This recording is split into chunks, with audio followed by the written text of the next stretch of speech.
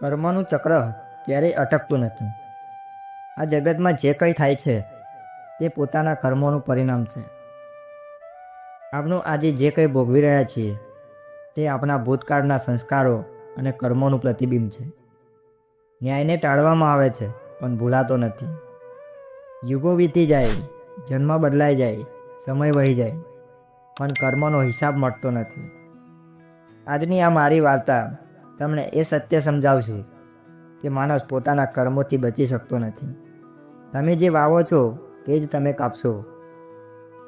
આજની આ કથા એક રાજા, એક રાજકુમારી, રાજકુમાર અને એક નિર્દોષ પૂજારીની છે. એક ભયાનક ઘટનાએ બધાનું જીવન બદલી નાખ્યું. પણ આ બધું અચાનક થયું કે પાછલા જન્મના પાપોએ પોતાનો હિસાબ પૂરો કર્યો.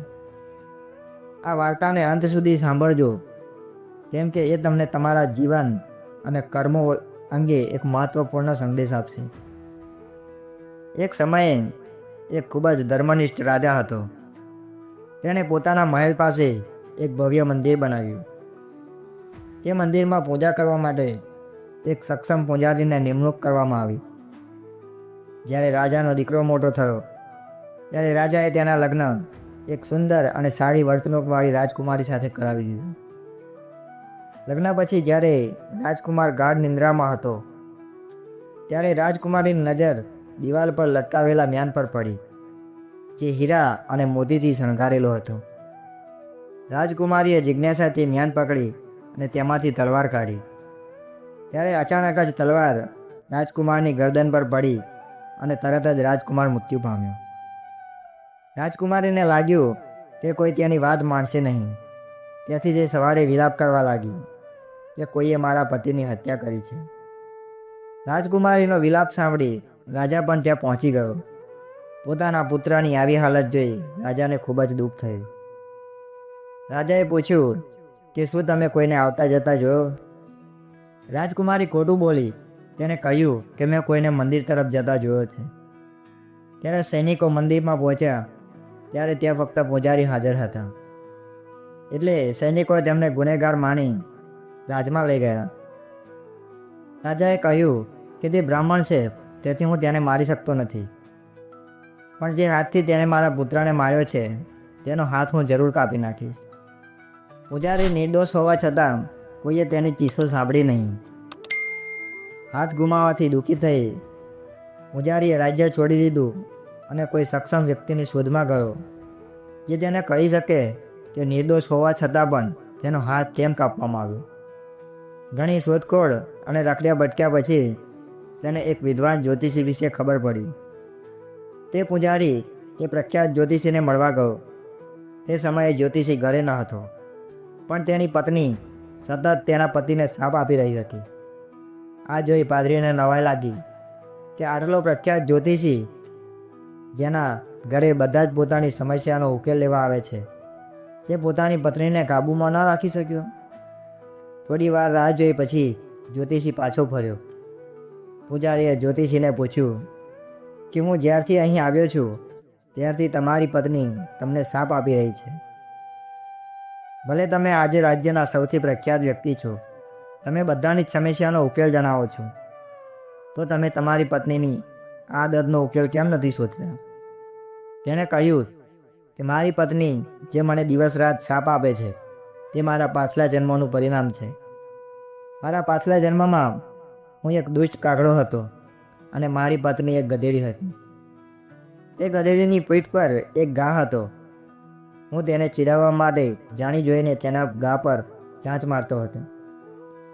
તેનાથી તેને અસહ્ય દુખાવો થતો, પણ મને તેની પીડા ગમતી હતી. તે આખો દિવસ મારાથી છુપાયેલી રહેતી, પણ જ્યારે પણ હું તેને જોતો ત્યારે હું તેના ઘા પર ચાંચ મારતો અને તે પીડાથી મને શાપ આપતી. મારાથી બચવા માટે તે ગંગા કિનારે જંગલમાં ગઈ. ધીમે ધીમે તેનો ઘા પણ લૂંટાઈ રહ્યો હતો. પણ એક દિવસ અચાનક મારી નજર તેના પર પડી અને તેને દુઃખ પહોંચાડવા માટે મેં મારી ચાંચ તેની પીઠના ઘા પર મારી દીધી. મારી ચાંચ તેના હાડકામાં ફસાઈ ગઈ.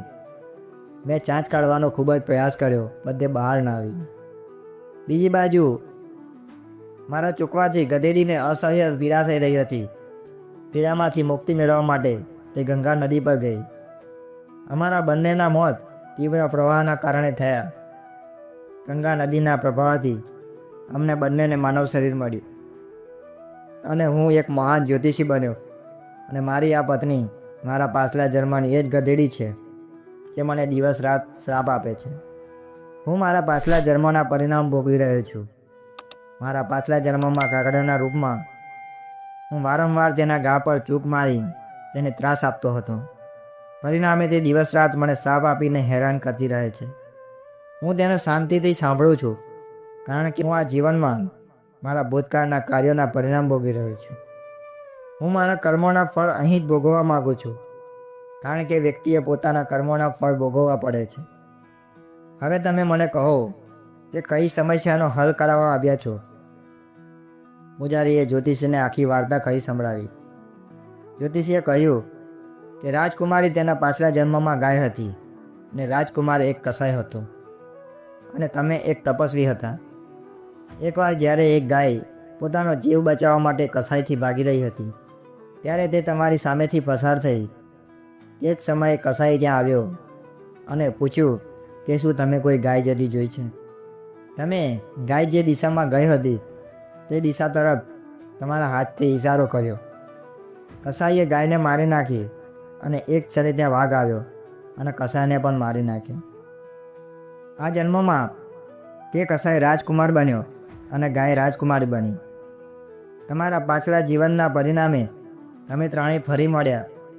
લગ્નની રાત્રે રાજકુમારીના હાથમાંથી તલવાર સરકી ગઈ અને રાજકુમાર મૃત્યુ પામ્યો કારણ કે તે તમારા પાછલા જન્મમાં તમે તમારા હાથથી કસાઈ તરફ ઇશારો કર્યો હતો અને તેને કહ્યું હતું કે ગાય કઈ દિશામાં ગઈ છે.